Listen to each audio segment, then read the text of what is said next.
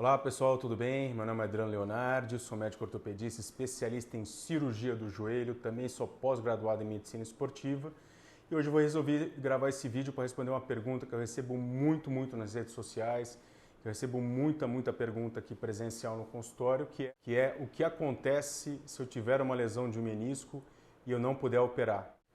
Então nesse vídeo eu vou abordar alguns tópicos, o que é o menisco, tipo de lesões, quais são os sintomas, como se faz o diagnóstico, como que é o tratamento que tem de mais moderno, obviamente como o título do vídeo, o que acontece se não operar, e lá no final do vídeo eu vou dar algumas dicas aí muito importantes para você que teve a lesão do menisco.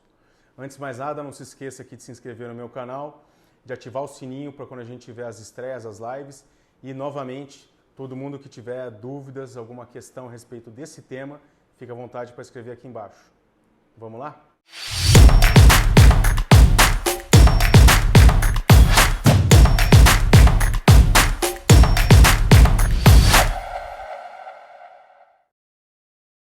Então, antes de mais nada, é importante a gente lembrar, como eu já falei em outros vídeos, o que é o menisco. O menisco ele é uma fibrocartilagem, ele é um tecido que está localizado entre o fêmur e a tíbia. Ele funciona como anteparo, ele absorve energia cinética, então toda vez que, por exemplo, você salta e aterrissa, quando você toca o pé no chão, essa energia cinética é toda transmitida, os meniscos absorvem e ajudam a cartilagem a absorver essa energia cinética e transmitir entre os ossos. Existem diversos tipos de lesão, infelizmente o menisco é muito lesionado no nosso dia a dia. Existe a lesão chamada traumática aguda, que acontece geralmente em pacientes mais jovens. Geralmente a gente chama essas lesões de flap ou de alça de balde. E as lesões chamadas degenerativas são as lesões ligadas ao nosso envelhecimento. Os sintomas da lesão do menisco incluem dor, travamento, inchaço, perda de massa muscular e geralmente ele vem ligado a um quadro de entorse, por exemplo, de joelho, associado ou não a uma lesão de ligamento cruzado anterior, quando a gente pensa em lesão traumática aguda, ou ligado a uma dor totalmente espontânea, por exemplo, um paciente que estava bem, que não sentia nada, que de repente foi fazer um agachamento para algum serviço doméstico, ou fez um agachamento na academia e começou a desenvolver a dor, porque o menisco envelhecido pulou fora do lugar.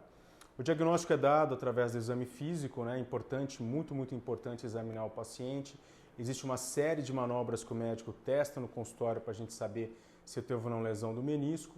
E o exame de imagem é chamada ressonância magnética. Na ressonância a gente consegue ver o tipo da lesão, se ele foi ou não traumática aguda ou se ele está ligado ao envelhecimento do paciente. Então, lesão traumática aguda, como eu disse, a gente tem a lesão do tipo alça de balde e na lesão degenerativa a gente pode ter aquela chamada clivagem horizontal ou extrusão do menisco ou degeneração mixoide. O tratamento do menisco tem mudado ao longo dos anos. A lesão traumática aguda a gente tenta suturar. Hoje em dia o carro-chefe é a sutura. Quando não é possível a sutura do menisco, a gente tem que tirar um pedacinho dele, a retirada do pedaço tem que ser a mínima possível, o mais conservador possível, e tem entrado no tratamento chamado plastia de menisco, que é uma forma de você trabalhar o formato do menisco, deixar ele mais redondinho e prevenir de haver uma relesão. Isso tudo a gente está falando de lesão traumática aguda. Quando a gente tem uma lesão degenerativa ligada ao envelhecimento do paciente, o carro-chefe é o tratamento não cirúrgico. A gente sabe que pacientes que têm lesão de envelhecimento de menisco, lembrando que o menisco é muito precioso para pessoas mais velhas, fazer uma artroscopia de cara como única e primeira opção geralmente está atrelado a maus resultados, agravo de dor, inchaço no joelho e muitas vezes um paciente mais velho que tinha uma lesãozinha meniscal, que poderia ter sido tratada através de uma infiltraçãozinha simples com ácido hialurônico ou com corticoide, mais uma fisioterapia bem aplicada, ele acaba degenerando muito rápido aquele compartimento do menisco e acaba precisando, por exemplo, de uma prótese precoce, principalmente em pacientes abaixo de 60 anos. Então, o diagnóstico e o tratamento da lesão do menisco, assim como qualquer lesão no nosso corpo, envolve muita ciência e muito bom senso. Então vamos lá, o que acontece quando a gente lesiona o menisco e existe indicação de tratamento cirúrgico e essa cirurgia não é realizada por diversos motivos? Quais são as consequências para o joelho do paciente quando esse menisco não é tratado? Então a gente sabe que o paciente vai evoluir com dor e essa dor tende a ser progressiva. Geralmente é uma dor localizada no local do menisco. Se é o menisco medial, a dor é mais dentro. Se o menisco é lateral, tende a ser um pouco mais de fora. Se foi pego a chamada raiz de menisco, ou lesão tipo rampa, a gente pode ter uma dor na região posterior do joelho e, como eu disse, essa dor tende a progredir.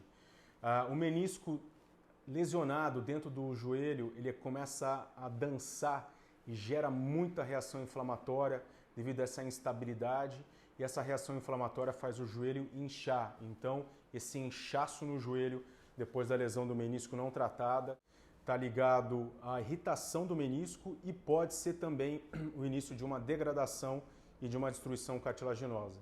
Outra causa bastante frequente é o bloqueio, que é aquele joelho que fica travado, ou seja, aquela pessoa que não consegue esticar e não consegue dobrar. E a gente sabe que isso, a longo prazo, se não for tratado logo, pode levar a consequências muito ruins para o joelho. Então a gente pode ter lesões cartilaginosas graves, secundárias do fato do paciente, por exemplo, não conseguir esticar o joelho, principalmente na chamada articulação patelo-femoral, ou seja, entre a patela e o fêmur. Então indivíduos que se tratam de condromalácia e têm qualquer bloqueio no joelho, tendem a piorar muito rápido e evoluir para tratamento eventualmente cirúrgico devido à perda extensa de cartilagem.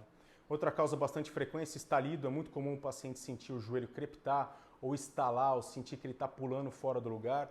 Isso é porque o fêmur acaba cavalgando na tíbia e leva essa sensação.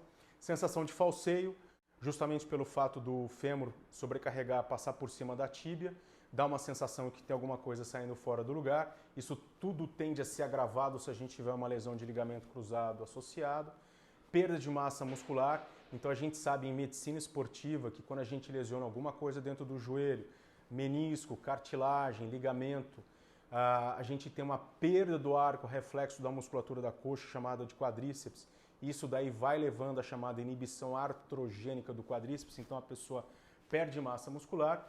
E a gente sabe que ao longo do tempo, essa lesão de menisco vai levando a deformidades. Então aquela pessoa que tinha, por exemplo, chamado genovaro, que é o joelho do cowboy, e o menisco medial pulou fora e não foi tratado, vai havendo um aumento de pressão, logo a gente começa a ter osso com osso, e esse joelho começa a entortar e vai levando às deformidades que a gente chama em medicina de varo ou valgo. Então, pessoal, aqui vão algumas dicas muito importantes para você que teve a lesão do menisco. A primeira grande dica é não basear o seu diagnóstico exclusivamente em laudo de ressonância, principalmente quando a gente está falando de lesão degenerativa de menisco, ou seja, lesão ligada a envelhecimento. Esses termos, clivagem horizontal, degeneração mixoide, extrusão de menisco, estão ligados a envelhecimento. Se você tem dor no joelho, não necessariamente a sua dor esteja vindo dessas lesões. Importante consultar algum médico especializado em joelho, de preferência alguém que tenha título na Sociedade Brasileira de Cirurgia do Joelho, para poder avaliar bem o caso, avaliar bem as imagens e ver se a sua lesão está ou não ligada à lesão de menisco. A segunda grande dica é: não postergue uma cirurgia de menisco. Quanto mais tempo essa lesão vai passando, mais as alterações vão acontecendo e pior o prognóstico lá na frente. A terceira grande dica é: tente preservar o seu menisco. Converse com o seu médico a possibilidade de sutura de menisco. Se o seu médico estiver ligado a meio acadêmico e ele estiver trabalhando com procedimentos regenerativos, como por exemplo plasma rico em plaquetas, a cultura de célula-tronco, retirada da gordura, retirada, por exemplo, da bacia, veja com ele a possibilidade dele atuar tentando ao máximo possível aumentar a pega, ou seja, a sutura do menisco, para que esse menisco não seja perdido e a gente tenha as consequências lá na frente. Uma outra dica muito importante: invista bastante na reabilitação. A gente sabe que toda cirurgia de joelho, por mais tranquila que seja, ela envolve uma boa fisioterapia, um bom trabalho de fortalecimento, um bom trabalho de transição ao esporte.